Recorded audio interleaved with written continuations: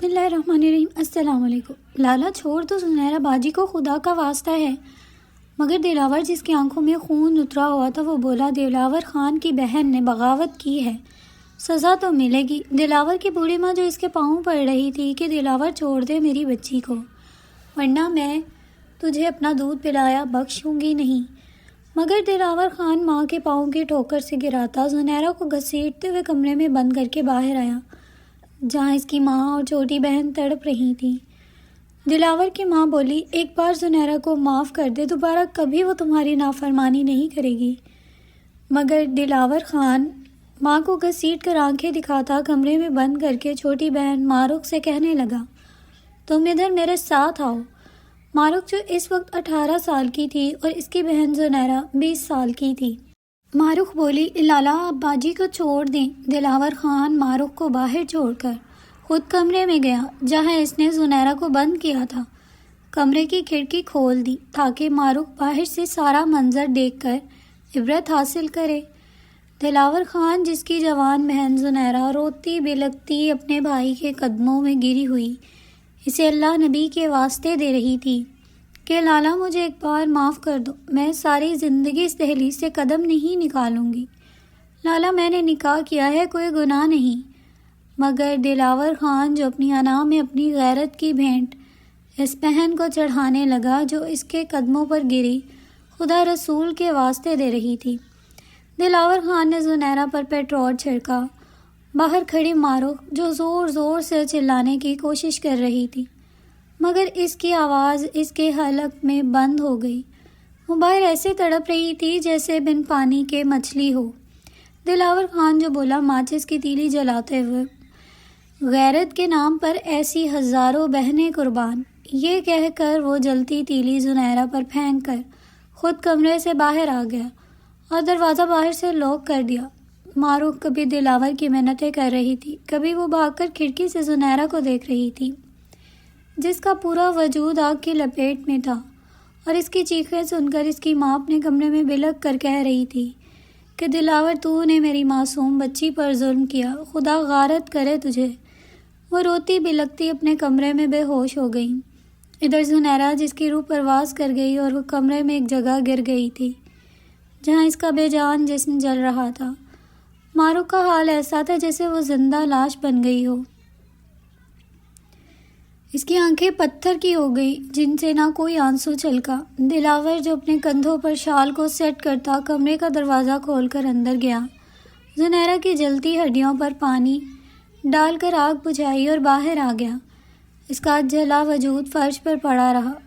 کچھ دیر پہلے جو گھر میں کہرام مچا ہوا تھا وہ اب سناٹے میں بدل گیا تھا۔ ماں کمرے میں بے ہوش تھی۔ ماروق جو باہر صحن میں بیٹھی آنکھیں کھلی ہوئی سامنے ٹکٹکی باندھے تھی۔ دلاور اپنی بیگم کو گرجتے ہوئے آواز دینے لگا، بولا، سمینہ کہاں مر گئی ہو؟ کھانا کون دے گا؟ اسے اس بات کا احساس تک نہ تھا کہ وہ ابھی معصوم جان لے چکا تھا۔ سمینہ جو جلدی جلدی کھانا لے کر آئی تو اس کے سر سے دوپٹہ سڑک گیا۔ دلاور کھانے سے اٹھا اور بولا، جاہل عورت، کتنی بار کہا ہے گھر میں میرا جوان بھائی ہے، تیرے سر سے دوپٹہ نہ اترے۔ سمینہ روتی ہوئی کہنے لگی، آخری بار معاف کر دیں، دوبارہ ایسا نہیں ہوتا۔ دلاور بولا، دوبارہ ایسا ہوا تو تیرا یہ سر تیرے وجود پر باقی نہیں رہے گا۔ ادھر عمران اپنے گھر خوشیوں بھرے سہانے خواب دیکھ رہا تھا کہ کل میں زنیرہ کا رخصت کر کے اس گھر میں لے آؤں گا، اور اس کے بھائی نے آج تک جتنے بھی اس پر ظلم کیے ہیں میں اس کے ہر زخم پر مرہم رکھوں گا۔ عمران جسے زنیرہ پسند کرتی تھی، 2 سال سے وہ ایک دوسرے کو پسند کرتے تھے۔ وہ اس کی خالہ کا بیٹا بھی تھا۔ زنیرہ بولی، عمران، اگر لالا کو پتہ چل گیا کہ ہم ایک دوسرے کو پسند کرتے ہیں تو مجھے تڑپا تڑپا کر مارے گا۔ ایک کام کر، تو پیچھے ہٹ جا۔ پھر عمران نے سوچا کہ وہ اپنی ماں کو زنیرہ کے پاس بھیجے گا رشتے کے لیے، تاکہ دلاور کو اس بات کی خبر نہ ہو کہ ہم پسند کی شادی کرنا چاہتے ہیں۔ عمران کی ماں جو زنیرہ کی خالہ بھی تھی وہ گھر آئیں، سب سے ملی۔ دلاور خان جب گھر ہوتا تو سب گھر والے سہمے سے رہتے۔ وہ تھا بھی ایسا اونچا لمبا جوان، بڑی مونچھیں جو اس نے نام نہاد غیرت کو دکھانے کے لیے رکھی تھی، بولا خالہ آج کیا خاص مقصد ہے جو ساتھ مٹھائی لائی ہو؟ اس کی خالہ ناہید بولی، دلاور بیٹا چلو یہ اچھی بات کہ تم بھی گھر پر ہو، باپ سر پر نہ ہو تو بڑا بھائی باپ کی جگہ ہوتا ہے۔ دلاور خالہ بہیلیاں کیوں بھجوا رہی ہو؟ جو بات ہے سیدھی طرح کرو، مجھے بھی پنچایت میں بھی پہنچنا ہے۔ ناہید بیگم بولی، میرا اس دنیا میں مسرت باجی کے علاوہ اور کوئی نہیں، اس لیے میں اس رشتے کو مزید گہرا کرنے کے لیے آج آپ کی زنیرہ کا ہاتھ اپنے عمران کے لیے مانگتی ہوں۔ زنیرہ کو کمرے کے باہر کھڑے سب سن رہی تھی اور دل میں دعائیں کر رہی تھی لالا انکار نہ کر دے، کیونکہ اگر وہ انکار کر دیتا تو پھر کسی کی اتنی جرأت نہ تھی کہ وہ دلاور کے نا کو ہاں میں بدلتا۔ دلاور خان بڑے مشکوک سے انداز سے بولا، خالہ یہ رشتہ کیا صرف تمہاری خواہش ہے یا عمران کی بھی؟ ناہید بیگم بڑے چاہ سے کہنے لگی، نہیں، میری پسند کے ساتھ عمران کی بھی پسند ہے، اور جب دونوں بچے ایک دوسرے کو پسند کرتے ہیں اور کوئی ایسی وجہ بھی نہیں کہ ان کی شادی نہ کی جا سکے تو مناسب یہی ہے کہ بڑے پوری رسم و رواج کے ساتھ اپنے بچوں کی خوشیوں میں ان کا ساتھ دیں۔ خالہ کے منہ سے پسند کا سن کر دلاور کا خون ابالے مارنے لگا۔ باہر کھڑی زنیرہ جس کا وجود کانپنے لگا کہ اب لالا مجھے چھوڑے گا نہیں۔ ناہید بیگم نے تو بس سرسری سا بات کی تھی کہ دونوں بچے راضی ہیں، مگر دلاور نے اس بات کو اپنی انا کا مسئلہ بنا لیا۔ مسرت بیچاری جو بیٹے کے سامنے اف تک کرنے کی جرأت نہیں کر سکتی تھی، چپ کر کے بیٹھی سب سن رہی تھی۔ دلاور بولا، خالہ معاف کرنا مگر میں اس طرح کی بے حیائی کے حق میں نہیں ہوں، جہاں پہلے پسند کیا جائے، ڈورے ڈالے جائیں ایک دوسرے پر، اور پھر شادی کا ڈرامہ رچایا جائے۔ ناہید بیگم بولی، دلاور بیٹا یہ تم کیسی باتیں کر رہے ہو؟ مگر وہ خالہ کی بات ٹوکتا ہوا بولا، بات ختم ہو چکی ہے، ہم زنیرہ کو سنبھال لیں گے۔ دوبارہ عمران یہاں نظر آیا تو پھر کسی بھی انجام کا میں ذمہ دار نہیں ہوں گا۔ وہ کھلی دھمکی دے کر بولا تھا اور کہنے لگا، خالہ اگر تو جانا چاہتی ہے تو جا سکتی ہے۔ ناہید بیگم نے ایک نظر اپنی بڑی بہن مسرت پر ڈالی جو بیچاری اس طرح بیٹھی ہوئی تھی جیسے کوئی بت ہو۔ اپنی بہن سے وہ نظروں میں ہی معافی طلب کی اپنے آنسو روک نہ پائی۔ ناہید بیگم اٹھ کر چلی گئی۔ گھر جا کر اس نے سارا ماجرا عمران کو سنایا۔ وہ پریشان ہو گیا اور بولا، اماں یہ کس مصیبت میں آپ نے زنیرہ کو ڈال دیا؟ پتہ نہیں وہ اب زنیرہ کے ساتھ کیا سلوک کرے گا۔ عمران نے زنیرہ کو ایک فون دیا تھا جس پر وہ کبھی کبھار بات کرتے تھے۔ عمران نے اس کا نمبر ڈال کیا جو بند تھا، اور اکثر زنیرہ اس نمبر کو بند ہی رکھتی تھی۔ عمران کا کھانا پینا چھوٹ گیا تھا، نہ وہ اب زنیرہ کے گھر جا سکتا تھا۔ ادھر دلاور خان غصے میں بپھرا ہوا ماں پر برس پڑا اور بولا، اماں دیکھ لیا تو اپنی چہیتی کے کرتوت، اس کا کہیں رشتہ دیکھ، اندھا لولا لنگڑا جیسا بھی ہو، اس بدنامی کی پوٹلی کو گھر سے نکالو، ورنہ میں اسے زندہ نہیں چھوڑوں گا۔ باہر میں لوگوں کے فیصلے کرتا ہوں اور گھر میں میری ناک کے نیچے یہ سب ہو رہا ہے۔ مسرت بیگم بولی، دلاور تو بلا وجہ بات کو بڑھا رہا ہے، ناہید رشتہ لے کر آئی تھی، تم نے بنا کسی وجہ کے اچھے بھلے رشتے کو ٹھکرا دیا۔ عمران کی ورک شاپ ہے، اچھا کماتا ہے، سمجھدار ہے، میں چاہتی ہوں تو اپنی خالہ کو ہاں کر دے، ویسے بھی کہیں نہ کہیں تو شادی کرنی ہی ہے۔ دلاور خان بھڑک کر بولا، اماں یہ سب تیری شے پر کرنے کی جرأت آئی زنیرہ میں؟ آج میں اسے اس کی پسند کے لڑکے سے رخصت کروں تو کل یہ چھوٹی اس سے بڑا کارنامہ کرے گی۔ دلاور غصے سے گرجدار آواز میں زنیرہ کو بلانے لگا۔ وہ جو بیچاری تھر تھر کانپ رہی تھی کہ نہ جانے وہ اس کا کیا حال کرے گا، ڈری سہمی وہ آ کر بولی، جی لالا۔ دلاور خان نے بنا کوئی بات کیے ایک زوردار تھپڑ زنیرہ کے منہ پر مارا۔ کہاں وہ نازک سی لڑکی اور کہاں شی جوان دلاور خان، جس کا تھپڑ پڑتے ہی زنیرہ فرش پر گری اور اس کا سر دروازے سے ٹکرا گیا۔ ماتھے سے خون بہنے لگا۔ اس سے پہلے کوئی آگے بڑھتا دلاور نے اپنی بہن کو بالوں سے پکڑا اور مارتے ہوئے بھول گیا کہ وہ ایک چیختی جاگتی انسان ہے۔ زنیرہ جو بس بے ہوش ہونے کے قریب تھی بولی، لالا اس نے خود رشتہ بھیجا، میں نے نہیں کہا تھا۔ اس بات پر دلاور نے زنیرہ کا منہ پکڑا۔ اس کے جبڑے دباتا ہوا بولا، تمہارا وہ حشر کروں گا اور ایسی جگہ تیری شادی کروں گا کہ ساری زندگی ایک سزا کی طرح کاٹے گی۔ وہ اس کی گرفت میں تڑپ رہی تھی۔ لالا مجھے معاف کر دیں۔